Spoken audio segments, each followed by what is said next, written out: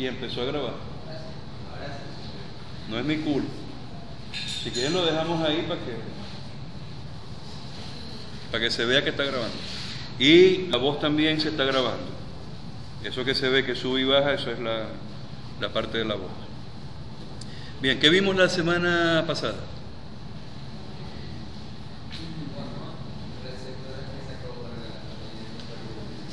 En realidad vimos hormonas.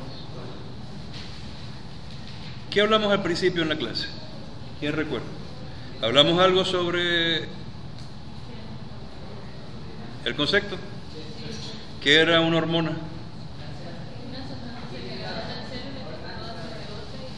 Una sustancia química, orgánica, que es producida por una célula que se llama señalizadora, es secretada por esa célula, pasa a la sangre o al espacio intersticial, viaja a cierta distancia y se une a una célula que se llama célula blanco, que es la que va a expresar la acción que esa hormona o el mensaje que esa hormona llevaba. Habíamos hablado de algo que se llama el dogma central de la endocrinología. En el dogma central de la endocrinología, una célula que habitualmente está dentro de una glándula, y en este caso una glándula de tipo endocrina, esa célula produce la hormona, y bajo ciertos estímulos, odio esta computadora, bajo ciertos estímulos es muy lenta. Ahí debería decir estímulos, ¿verdad? Ahí debería decir estímulos. Ese estímulo que hace con la hormona, hace que la hormona se libere, ¿verdad? Y una vez que esa hormona, si me lo deja pintar, lo lento que es, ¿verdad? Esa hormona viaja a cierta distancia, usualmente a través de ¿qué? De la sangre, ¿verdad?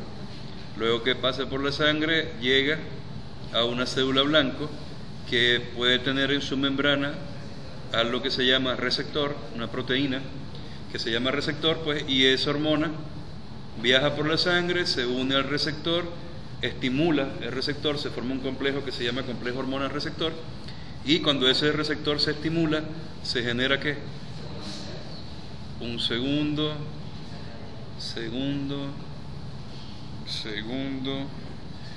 mensajero. Y por supuesto, esa célula va a responder ante ese estímulo con una diversidad muy grande de respuestas. Habíamos hablado que una podía ser proliferativa, otra podría ser de diferenciación, otra podría ser de apoptosis y otra, quizás la más importante, que era la de naturaleza metabólica, donde la hormona y sus segundos mensajeros están actuando en verdad como moduladores alostéricos o como compuestos que activan enzimas, de manera que el sustrato se pueda, por supuesto, convertir en producto siempre y cuando esa enzima sea estimulada o sea inhibida por la acción del segundo mensajero. ¿Está claro eso? Eso es básico. Habíamos dicho también que las hormonas las podíamos clasificar según su naturaleza química, según su estructura química. Las podíamos clasificar en dos grandes grupos: las hormonas de naturaleza peptídicas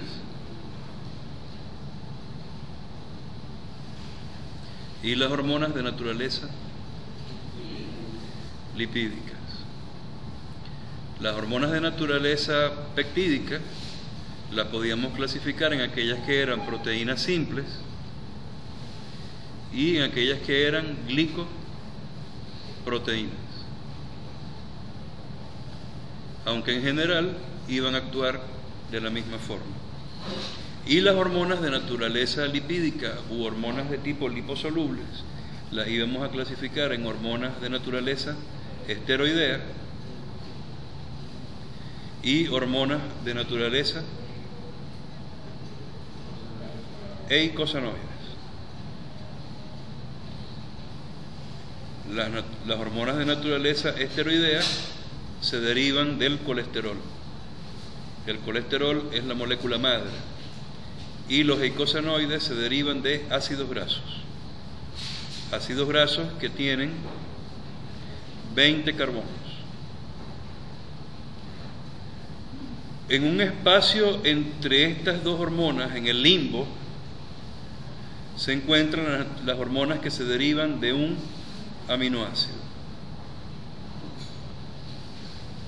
Esas hormonas derivadas de un aminoácido son las hormonas tiroideas y las catecolaminas. Las hormonas tiroideas y las catecolaminas. Vamos a ponerlas por aquí abajo. Hormonas tiroideas y las catecolaminas. Las hormonas tiroideas están representadas por dos hormonas básicas que son la T3 y la T4. Y las catecolaminas son la adrenalina, la noradrenalina y la dopamina. La dopamina. Perdonen la letra horrible. ¿Alguna pregunta en relación a eso? Ninguna. Por supuesto, de cada tipo de hormona hay muchos ejemplos. Hay cientos y cientos de hormonas que se adaptan a esa clasificación. La idea en este momento no es que se aprendan las 1500 hormonas, sino que sepan que existen. ¿De qué más hablamos? Hablamos de la clasificación de las hormonas según su naturaleza química. Ahora vienen las hormonas según su mecanismo de acción, o lo que es lo mismo, ¿dónde se encuentran los receptores para esas hormonas? Habíamos hablado que en la célula blanco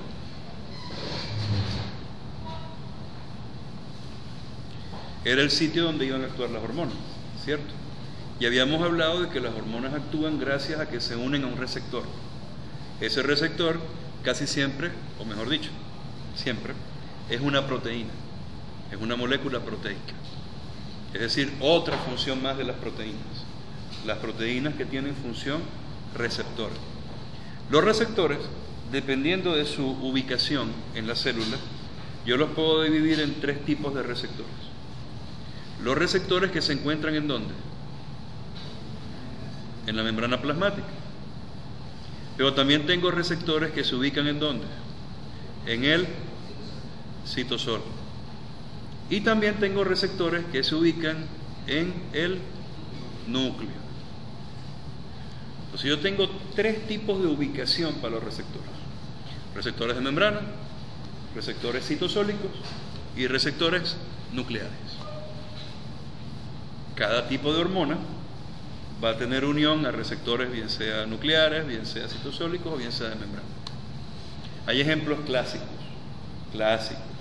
Las hormonas de naturaleza polipeptídica, las hormonas de naturaleza proteica, como son grandes, tienen un alto peso molecular y están cargadas eléctricamente, no pueden atravesar ¿qué?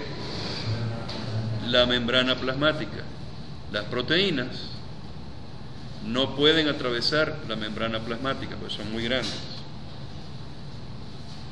Entonces, como no pueden atravesar la membrana, no pueden llevar su mensaje al interior ¿de dónde? De la célula. No pueden. Por lo tanto, requieren una estación de relevo. Una estación donde ellas puedan dejar el mensaje y de ahí para adelante se genera un segundo mensaje. Estas hormonas, clásicamente, las hormonas de naturaleza proteica, se unen ¿a qué tipo de receptores? A receptores de membrana. Y esos receptores de membrana, una vez que se forma el complejo ¿qué? El complejo hormona-receptor, que les dije que se parecía muchísimo ¿a cuál complejo? Al complejo enzima-sustrato. ¿Por qué se parece mucho? Porque la unión es elevadamente específica y esa hormona se une con cierta afinidad al receptor. Ahí se parecen mucho. Por supuesto, la unión de la hormona con el receptor, en esencia, no debería producir un producto, sino que la unión de la hormona con el receptor debería producir una respuesta metabólica de diferenciación, apoptosis, pero no debería producir un producto. porque en teoría un receptor,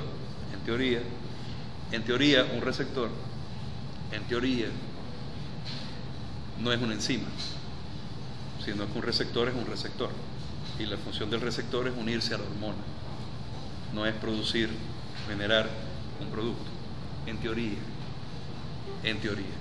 Pero la unión de la enzima con el sustrato sí debería producir o generar, ¿verdad?, un producto. Sin embargo, no es tan así. Si fuera así, todo fuera muy sencillo. Pero después vamos a ver cómo un receptor puede generar un producto cuando hay un sustrato adecuado. Eso lo vamos a ver después. Por ahora tengan el paradigma metido en la cabeza de que la unión de la hormona con el receptor lo que va a generar es una respuesta de proliferación, una respuesta de apoptosis, una respuesta de diferenciación o una respuesta, digamos, metabólica, pero porque se estimula corriente abajo, se estimula a un efector que se denomina enzima. La enzima se activa y se genera la conversión de sustrato en producto. En fin, sepan que hay tres tipos de receptores: receptores de membrana, receptores de tipo citosólicos y receptores de tipo nuclear. A los receptores de membrana ya sabemos que se unen las hormonas de qué tipo, de naturaleza polipeptídica, ¿verdad? Pero eso no quiere decir que no hayan receptores de membrana para hormonas de naturaleza lipídica. Y no quiere decir que no hayan receptores de membrana para hormonas derivadas de un aminoácido. Sí lo hay. Más sin embargo, digamos que el ejemplo emblemático es que una hormona de naturaleza proteica se une a un receptor de membrana. Hormonas de receptores ubicados en el citosol.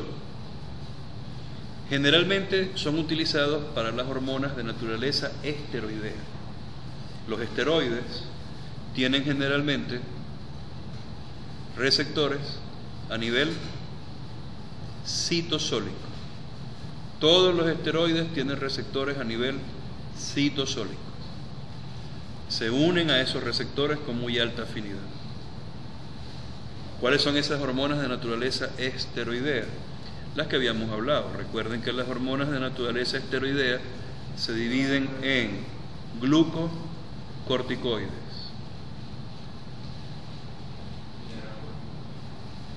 eso es correcto, mineralocorticoides y esteroides sexuales. Los glucocorticoides están representados fundamentalmente por una hormona que se llama cortisol, y seguro han escuchado hablar de ella. Los esteroides sexuales están representados en el hombre fundamentalmente por la testosterona, una hormona que últimamente está haciendo mucha falta.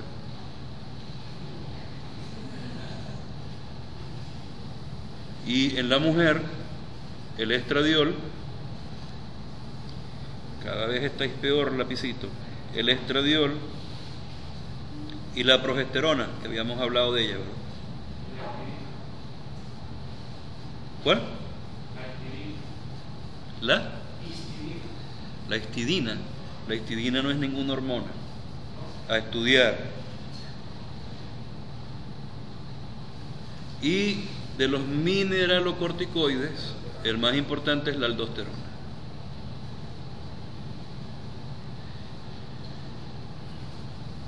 Receptores nucleares,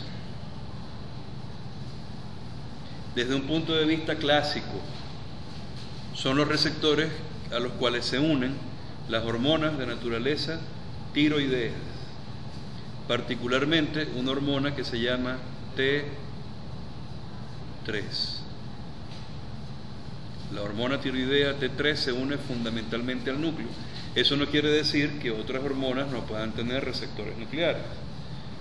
Los eicosanoides, las hormonas lipídicas que se derivan de ácidos grasos de 20 átomos de carbono, también tienen receptores de naturaleza nuclear. Entonces fíjense que la diversidad de posibilidades mediante las cuales una hormona puede generar una respuesta va a depender fundamentalmente del sitio donde esté ubicado su receptor. Si yo tengo hormonas que están situadas en la membrana, las respuestas principales metabólicas van a ser respuestas citosólicas. No quiere decir que no puedan haber respuestas a nivel del núcleo a través de los segundos mensajeros. Cuando la hormona se une a receptores a nivel citosólico, la respuesta casi siempre es nuclear. Y cuando los receptores están en el núcleo, la respuesta obviamente va a ser nuclear también. Pero esto, por supuesto, ha ido cambiando en la medida pues, que se van conociendo mucho mejor los fenómenos mediante los cuales las hormonas son capaces de generar una respuesta. ¿Qué más vimos aparte de eso? Vimos también la clasificación de las hormonas dependiendo del segundo mensajero que se produce. Por supuesto, cuando hablamos de segundos mensajeros estamos hablando de que la célula señalizadora tiene receptores ¿en dónde? En la membrana, y que la hormona se une a ese receptor de membrana y al final se va a producir ¿qué? Un segundo mensajero. Habíamos hablado de muchos tipos de segundos mensajeros, pero hicimos énfasis en dos sistemas, ¿verdad? Primero, el sistema de segundos mensajeros que está acoplado ¿a qué? A proteína G. Y el sistema de translocación de señal que depende de receptores con capacidad de tirosin sinasa. Más sin embargo, en la clase nada más hablamos de ¿qué? De proteína G. Y que el sistema de proteína G a su vez tenía dos sistemas diferentes. Uno, en el cual la unión de la hormona al receptor me estimulaba una enzima que se llamaba ¿qué? Adenilato ciclasa, y que esa adenilato ciclasa me generaba como segundo mensajero ¿a quién? Al AMP cíclico. El otro sistema se acoplaba a otra enzima que se llamaba ¿cómo? Fosfolipasa C, que iba a generar dos segundos mensajeros, ¿cierto? Que eran el diacilglicerol y el inositol trifosfato, pero que ambos al final iban a producir la misma respuesta, que era una elevación en la concentración ¿de quién? De calcio intracelular. Y esa elevación de calcio intracelular me iba a activar una proteína que se llamaba calmodulina,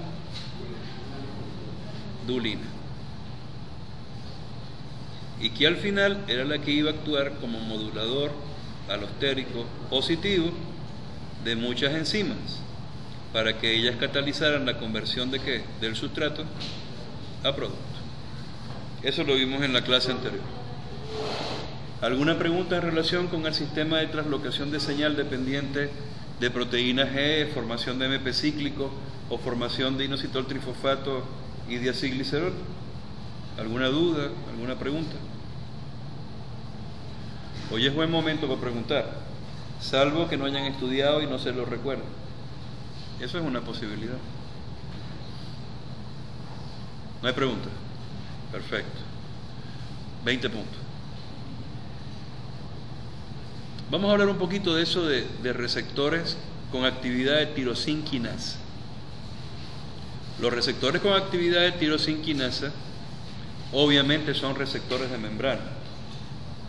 Y el ejemplo, digamos, clásico de un receptor con naturaleza o con propiedad de tirosin quinasa es el receptor de una hormona que conocemos como insulina. ¿Han escuchado alguna vez hablar de la insulina? Sí, ¿verdad? La insulina quizás es una de las hormonas más importantes en nuestro organismo.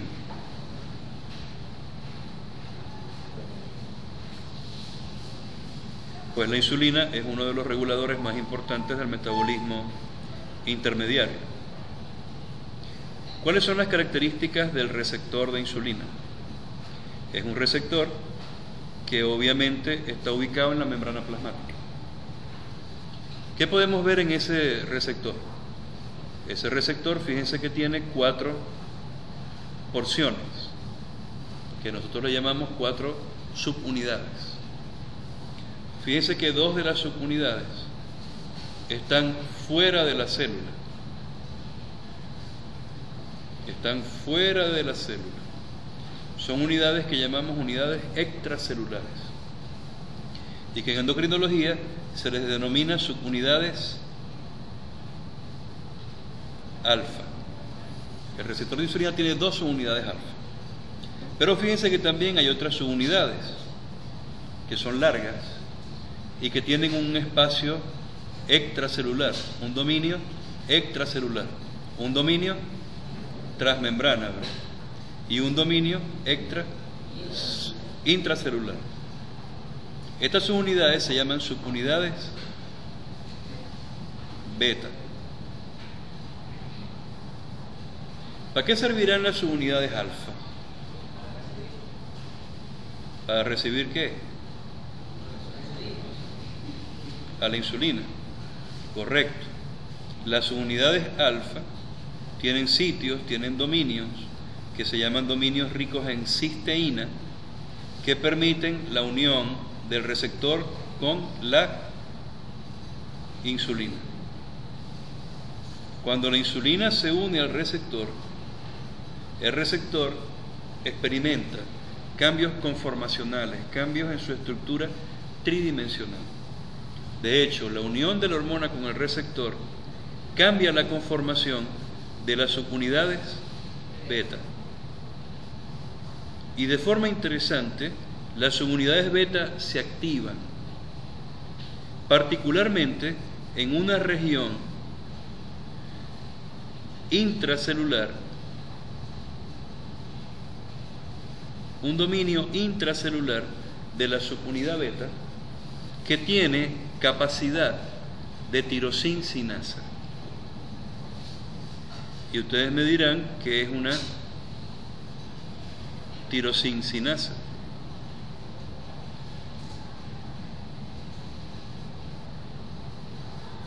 ¿Qué es una tirosincinasa? Una enzima, una cinasa, es una enzima que pertenece a la familia de las transferasas, a la subfamilia de las fosfotransferasas, a la subfamilia de las fosfotransferasas, pero que transfieren el fósforo a la tirosina. La tirosina es un aminoácido, es uno de los 20 aminoácidos, yo se los puse ahí. Yo les puse 3 aminoácidos hace un tiempo. Les puse la serina, les puse la tirosina y la treonina, que tenían una característica particular en su cadena lateral. Tenían grupos OH y esos grupos OH pueden ser atacados por el fosfato. ¿El fosfato de quién? Del ATP. En ese tipo de reacciones, ¿verdad? El ATP, ¿qué hace? Dona un fosfato, ¿verdad? Y se convierte en ¿qué? En ADP. Ese fosfato, ¿quién lo toma? La tirosincinasa. Y después ella se lo transfiere a su sustrato. Y aquí es donde viene lo interesante, porque esto que está aquí, ¿qué es? Es un receptor. Pero ¿qué les acabo ahora de decir? Que este receptor tiene un dominio que tiene capacidad de tirosincinasa, es decir, que el receptor también, ¿qué es? Es una enzima. Este es un receptor que también es capaz de catalizar, es capaz de quitarle el fosfato ¿a quién? Al ATP, y agarrarlo, y después hacer ¿qué? Una transferencia del fosfato. La pregunta es ¿a quién se lo transfiere? La pregunta es el receptor, después que agarra el fosfato, ¿a quién se lo transfiere? Esa es la pregunta interesante del asunto. ¿Saben a quién se lo transfiere? Imaginación, por favor. Bueno, es que ni con imaginación lo van a responder, porque es algo friki. El receptor le quita el fosfato al ATP y se lo transfiere a él mismo. Entonces el mismo receptor agarra el fosfato y se lo pega a él mismo. Es decir, que se cobra y se da el vuelto. Ese fenómeno se denomina autofosforilación. Autofosforilación. Él mismo se fosforila. Eso es un fenómeno extremadamente interesante, porque el fenómeno de autofosforilación activa al receptor como receptor. La unión de la hormona con el receptor lo activa como enzima, pero el fenómeno de autofosforilación lo activa como receptor. Es más, la autofosforilación lo activa todavía más como enzima, lo hace más activo como enzima, y aparte de eso también lo activa como receptor. Eso es interesantísimo. Se llama fenómeno de autofosforilación, y la autofosforilación ocurre cuando la hormona se une al receptor. Y ustedes dirán, ¿y ahora qué pasa? Pues muy sencillo. La insulina y su receptor tienen un segundo mensajero. Tienen que tener un segundo mensajero porque la insulina no atraviesa la membrana. ¿Por qué la insulina no puede atravesar la membrana? Porque tiene cargas eléctricas, porque es grande, porque está hecha de aminoácidos, y los aminoácidos, los péptidos, no pueden atravesar la membrana. Entonces, la insulina requiere unirse a su receptor y generar al final lo que se denomina un segundo mensajero. El segundo mensajero de la insulina es una molécula que se llama IRS1.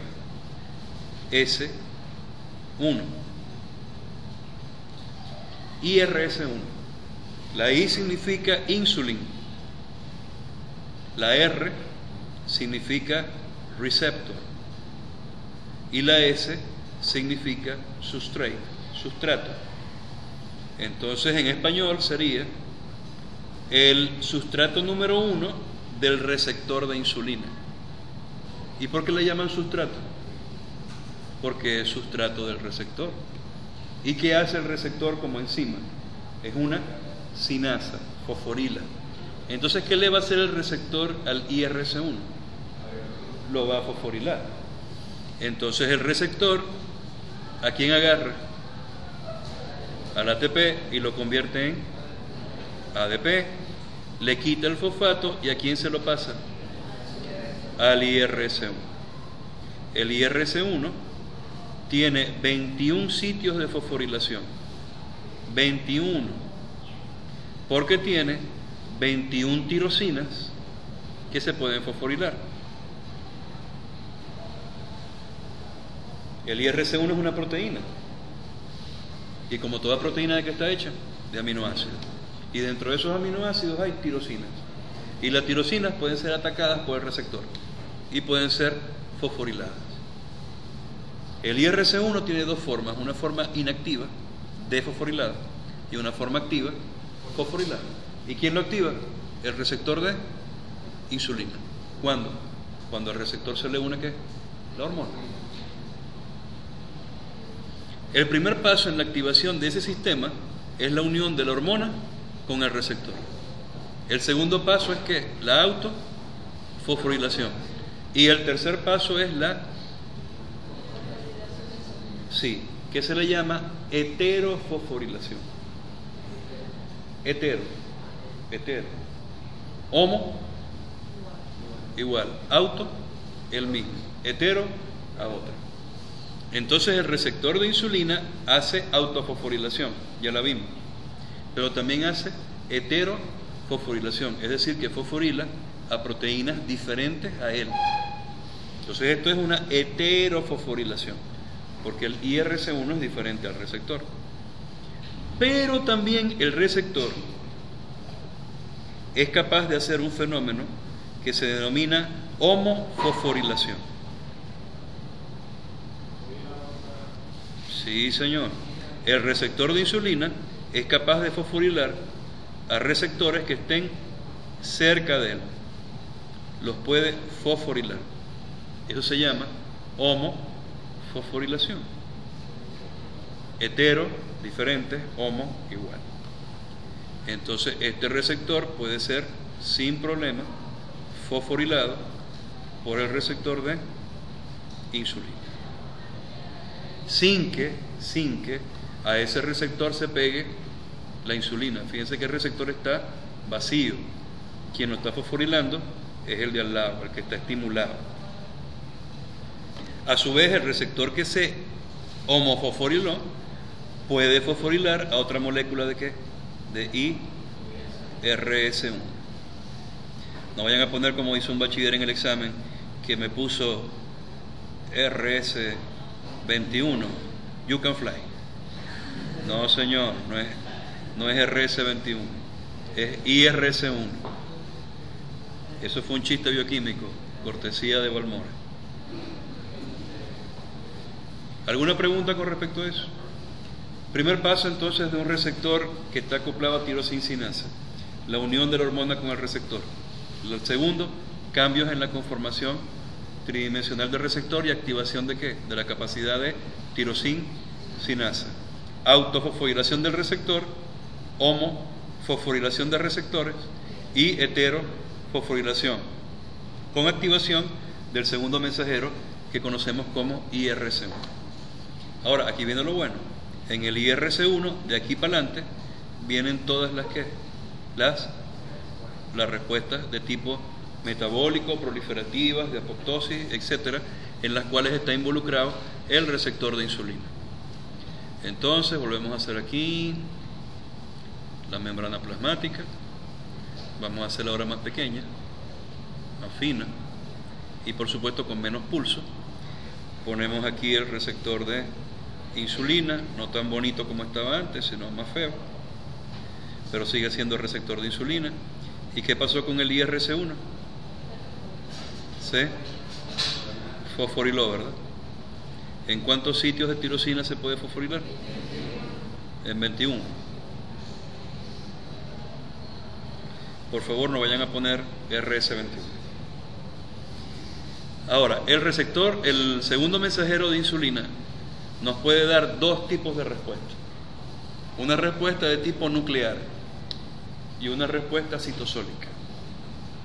Para la respuesta nuclear tenemos una cantidad inmensa de reacciones químicas, muchas, que implican la activación incluso de proteínas de membrana, cascadas de fosforilación y al final la activación de las proteínas efectoras que van a cambiar el patrón de expresión de ciertas proteínas que dependen de la insulina. ¿Cuál es esa cadena de eventos? La primera cadena de eventos en la cual la insulina puede generar cambios a nivel de núcleo comprende la generación de un complejo de 3 proteínas. La primera proteína es una proteína que se denomina o que pertenece a la familia de proteínas adaptadoras. Yo sé que no las vieron en biología. La proteína adaptadora mejor conocida que se une al IRC1 se llama GRB2.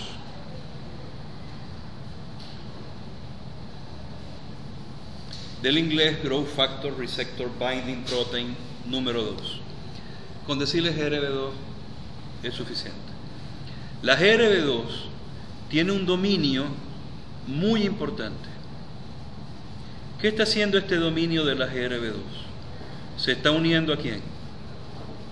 Al IRC1. ¿A través de qué? De los fosfatos. Ese dominio de unión de la GRB2 con el IRC1 recibe un nombre. Se llama dominio SH2.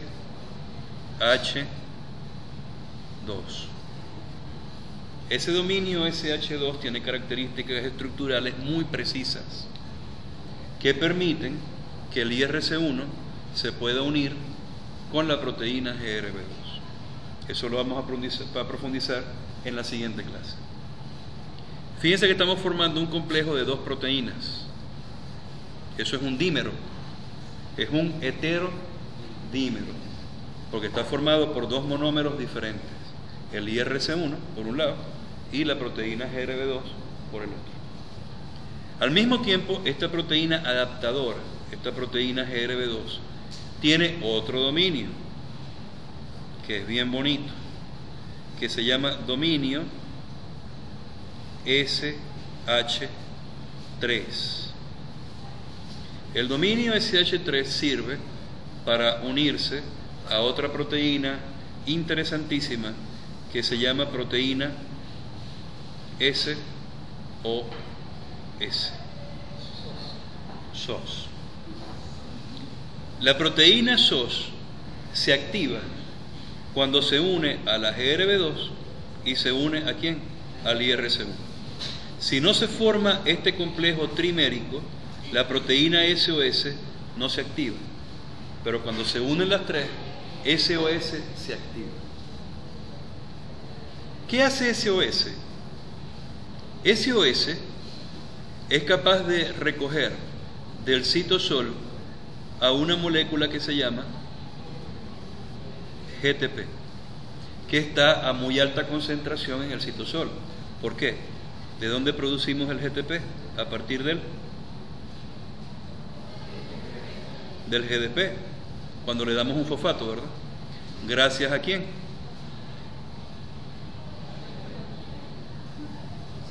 Al ATP. Cuando el ATP se hidroliza y se convierte en ADP, ¿verdad? El GTP yo lo convierto en, el GDP lo convierto en GTP. Por lo cual, en el citosol tenemos cantidades muy altas ¿de quién? De GTP, el cual rápidamente se une con la proteína SOS. La proteína SOS pertenece a una familia de proteínas que se denominan factores intercambiadores de nucleótidos de guanina. So what? Factores de intercambio de nucleótidos de guanina. Factores de intercambio de nucleótidos de guanina. ¿Y qué es un nucleótido de guanina? Es un nucleótido que tiene guanina. ¿Y cuál es el único nucleótido que tiene guanina? Los que tienen guanina. El GTP, el GDP y el GMP. Ya saben por qué la proteína SOS agarra GTP. Tiene una muy alta afinidad por el GTP. ¿Y qué hace la proteína SOS aparte de agarrar el GTP? Transferirlo. Factor de intercambio de nucleótidos de guanina. Lo agarra y después se lo lleva, se lo pega a otra proteína. Es decir, que la unión del GTP con el SOS es transitoria, dura poco tiempo. Lo agarra y después lo transfiere. Entonces la proteína SOS hace una especie de bisagra con la GRB2 y con el IRC1. Ese puente tan grande que se forma, lo que hace es permitir la traslocación del GTP ¿hacia dónde? Hacia la membrana. En la membrana hay una enzima bellísima que a lo mejor la vieron en biología. RAS. RAS es una proteína de membrana. RAS es una enzima. RAS es una enzima que tiene dos formas, una forma activa y una forma inactiva. RAS tiene un modulador alostérico positivo que, unida a su sitio alostérico, permite su activación. Vamos a dibujar el sitio alostérico de RAS. Adivinen quién se une al sitio alostérico de RAS. El GTP. ¿Quién transfiere el GTP a RAS? SOS. ¿Y quién permite que SOS se active? Todo eso que está, todo el reguero que va de ahí para atrás, permite que se una. ¿Qué pasa cuando GTP se une a RAS? Hace que RAS se active. Y RAS es una enzima. Adivinen a qué familia de enzimas pertenece RAS, si tiene pegado GTP. A las familias de las GTPasas. Es decir, que RAS degrada el GTP a GDP. ¿Qué proteína vimos que era una GTPasa hace una clase? ¿Sí? Que une al GTP, hace lo que tiene que hacer y después lo degrada a GDP.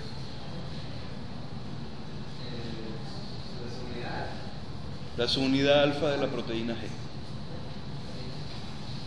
RAS es un análogo a la subunidad alfa de la proteína G.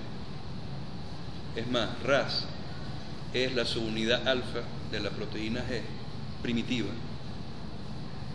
Las proteínas G evolucionaron de RAS. RAS ontogénicamente es más viejo que la proteína G. La proteína G es un invento nuevo. RAS es viejo.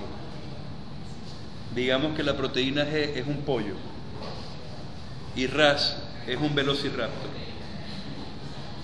Los pollos y las aves de la actualidad, ¿de dónde vienen? De los dinosaurios. Entonces, proteína G es un RAS muy evolucionado.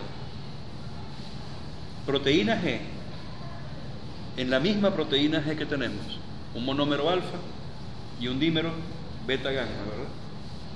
Pero es una sola proteína, aunque se separe, pero es una sola proteína.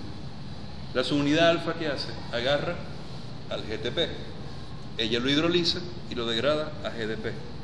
RAS es una proteína G incompleta. RAS solo no puede hacer nada.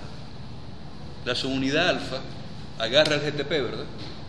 RAS no puede agarrar el GTP solo. ¿Quién se lo tiene que dar? El SOS. Requiere ayuda. El SOS agarra el GTP y se lo pone en la boquita a RAS. Proteína G no le hace falta eso. La subunidad alfa agarra de una vez el GTP. En este caso, pareciera que la subunidad alfa es como una especie de unión entre SOS y RAS. Lo que hace SOS y RAS lo hace la subunidad alfa ella sola, solita. Agarra el GTP y lo hidroliza. Ahí no, ahí hace falta SOS que le lleve el GTP a RAS y RAS lo debería hidrolizar. Pero lo hidroliza muy lentamente. Muy lentamente. Muy lentamente. Para que RAS hidrolice al GTP hace falta otra proteína que se llama GAP. La proteína GAP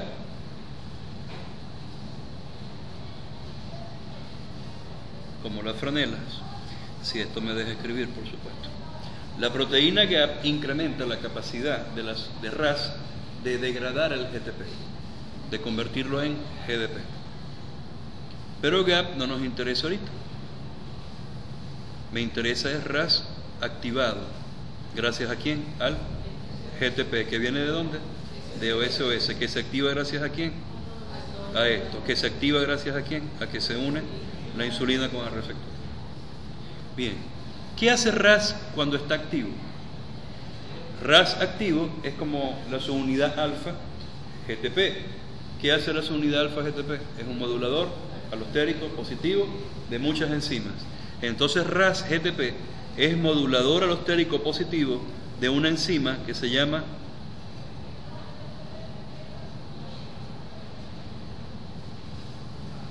RAF. Shed. Cuando RAF se une a RAS, se activa.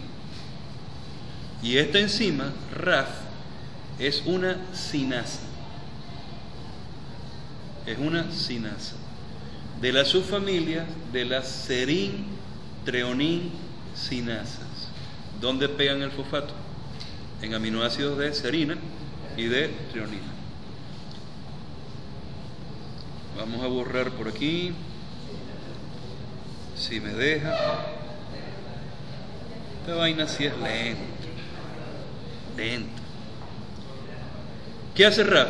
Si es una sinasa, fosforilar sustratos. ¿Quién es el sustrato de RAF? Una proteína que se llama MAP quinasa, que tiene dos formas, una forma inactiva, sin fosfato, y una forma activa, con fosfatos. MAP quinasa. Y le ponemos aquí ¿qué? Los fosfatos. ¿Quién le pega los fosfatos a la MAP quinasa? RAF. A expensas obviamente de ATP, que no lo voy a poner ahí. ¿Qué es MAP quinasa? Es una sinasa. ¿Qué tipo de sinasa? Una serin-treonin sinasa. ¿Tiene sustratos? Sí. Otra enzima que se llama MAP quinasa, que es inactiva sin el fosfato y es activa con el fosfato. ¿Quién le pega el fosfato a la MAP quinasa? La MAP quinasa. ¿Y quién se lo pega a la MAP quinasa? RAF. ¿Y quién activa RAF?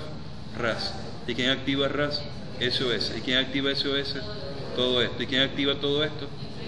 La insulina. Bien. ¿Qué hace la MAP quinasa, que es una sinasa? Fosforila a otro sustrato, que se denominan factores de transcripción. ¿Qué es un factor de transcripción? Una proteína, una vulgar proteína. El factor de transcripción es inactivo sin el fosfato y es activo cuando es fosforilado. ¿Quién fosforila el factor de transcripción? La MAP quinasa. ¿Quién fosforila la MAP quinasa? La MAP quinasa. ¿Quién fosforila la MAP quinasa? RAF. ¿Quién activa RAF? RAS. ¿Quién activa RAS? SOS. ¿Quién activa SOS? Todo esto. ¿Y quién activa todo esto? La insulina. ¿Qué hacen los factores de transcripción? Van al núcleo. Y en el núcleo, ¿a quién se unen? Al ADN. Los factores de transcripción se unen al ADN y activan la transcripción, por lo cual empezamos a producir ¿qué? ARN mensajero. ¿Y ese ARN mensajero para dónde va? Al ribosoma. Lo lee y ¿qué se produce? Una proteína. Entonces este efecto de la insulina es un efecto nuclear que me está induciendo, está siendo un inductor de la síntesis proteica. Entonces yo incremento la cantidad de proteínas que son inducidas por la insulina en este caso. Esto es nada más la introducción a las respuestas de tipo nucleares de la insulina cuando se une a su receptor que tiene capacidad de tirosin sinasa. Esto nada más es la respuesta nuclear. Sí, ahora vamos para la respuesta de tipo metabólica, citosólica. Correcto. En la respuesta citosólica no interviene RAS, ni interviene SOS, ni interviene GRB2.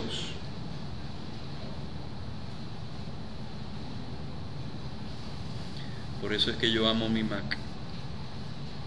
Esta verga sí es lenta.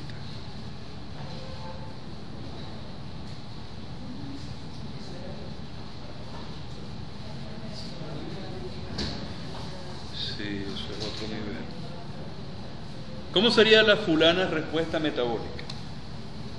En la fulana respuesta metabólica, igualito la hormona se une al receptor, el receptor cambia de conformación, se activa la capacidad de tirosin sinasa, el receptor se autofosforila, ¿verdad? Se activa y heterofosforila ¿a quién? Al IRC1. Pero entonces ahora el IRC1 no se va a unir a la GRB2, se va a unir a una enzima. Forma complejos también con una enzima que recibe el nombre de PI3K, es el nombre de la enzima. fosfatidil inositol 3-quinasa. Fosfatidil inositol 3-quinasa. ¿Qué hace esa enzima? Fosfatidil inositol quinasa fosforila al fosfatidil inositol. Entonces convierte el fosfatidil inositol 2-fosfato, lo convierte en fosfatidil inositol 3-fosfato. Es decir, le pega un fosfato más a expensas ¿de quién? Del donador universal de fosfatos, que es el ATP. ¿Qué hace el fosfatidil inositol 3-fosfato? Bueno, es un segundo mensajero. Es un segundo mensajero que actúa fundamentalmente a nivel de la membrana.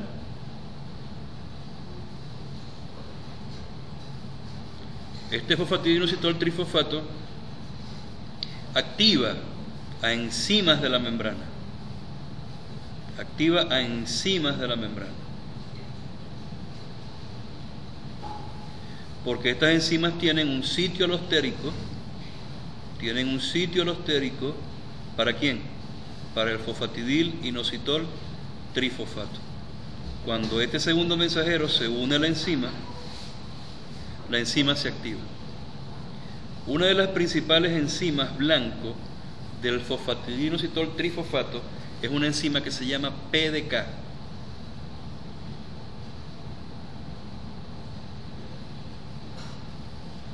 Es una quinasa dependiente de fosfatidil inositol trifosfato. ¿Qué hace una quinasa? Fosforila. Entonces, cuando la enzima se activa, ¿qué hace? Fosforilar. Y fosforila fundamentalmente a una enzima que se llama proteína quinasa C. Esta enzima, cuando es fosforilada por la PDK, se activa. Y cuando la proteína quinasa C se activa, se fosforilan más de 50 sustratos que se activan cuando la insulina se une a su receptor. Esos 50 sustratos, créanme que no los vamos a estudiar. Vamos a estudiar unos 10 sustratos, pero no los vamos a estudiar ahorita, sino en metabolismo de carbohidratos y en metabolismo de lípidos. Pero sepan que el efecto metabólico de la insulina ocurre porque la PI3K se activa cuando se une con el IRC1. Cuando ya se activa, genera un segundo mensajero que se llama fosfatidil inositol trifosfato, que es modulador alostérico positivo de una enzima de membrana que se llama PDK. La PDK fosforila a la enzima efectora de esta vía, que es la proteína quinasa C.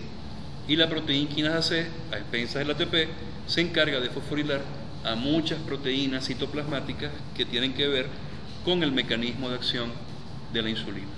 Vamos a ver algunas cuando empecemos a trabajar con metabolismo de carbohidratos. Esto es más o menos un poquito de receptores acoplados a tirosina quinasa, pero son muchos receptores los que están acoplados a tirosina quinasa, no únicamente el de insulina. Hay receptores como receptores para hormona de crecimiento, receptores para citoquinas, que son importantes en el sistema inmune, que están acoplados a capacidad de tirosina quinasa. Este es el más emblemático, este es el más importante, el que tiene más impacto desde el punto de vista metabólico y que por supuesto es el que tienen ustedes que dominar de atrás para adelante, de arriba abajo, de izquierda a derecha. Porque metabolismo de carbohidratos y de lípidos es receptores acoplados a proteína quinasa, cuando estamos en momentos inmediatos después de haber comido. Y cuando estamos en ayuno, son receptores acoplados a proteína G. Es decir, que tenemos que saber bien proteína G y tenemos que saber bien receptores acoplados a tirosina quinasa. Yo sé que la cosa no es sencilla de inicio, es un impacto empezar a ver un poco de siglas que tienen 3 letras, que los gringos han llamado pesadilla de 3 letras, porque todos son 3 letras, 3 letras, 3 letras y cada una significa algo. MAP quiere decir proteínas asociadas a microtúbulos, porque se descubrieron en el sistema microtubular que le da forma a la célula, le da forma y sostén a la célula. Pero después se descubrió que MAP lo que menos hace es activar microtúbulos. Lo hace, obviamente, y la contracción de microtúbulos es dependiente de MAP, pero también tiene elementos de tipo nucleares. Las mutaciones en MAP y las mutaciones en RAS están asociadas a cáncer. Hay ciertos tipos de neoplasias que están asociados a una activación perpetua de RAS. Es decir, que todo el tiempo RAS está RAS-GTP. RAS se tiene que autorregular y RAS se autorregula, se apaga cuando degrada al GTP y lo convierte en GDP. Cuando RAS convierte al GTP en GDP se inactiva y no activa a RAF.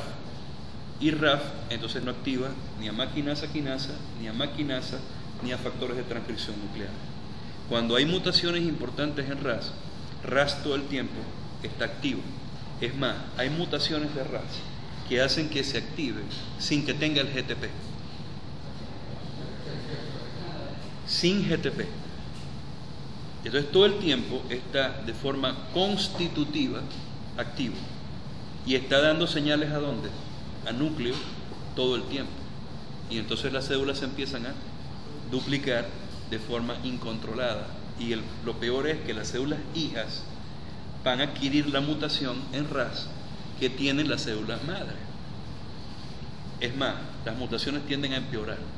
Entre más se multiplican las células, empiezan a aparecer más mutaciones en RAS y hacen que entonces la capacidad de duplicación sea peor.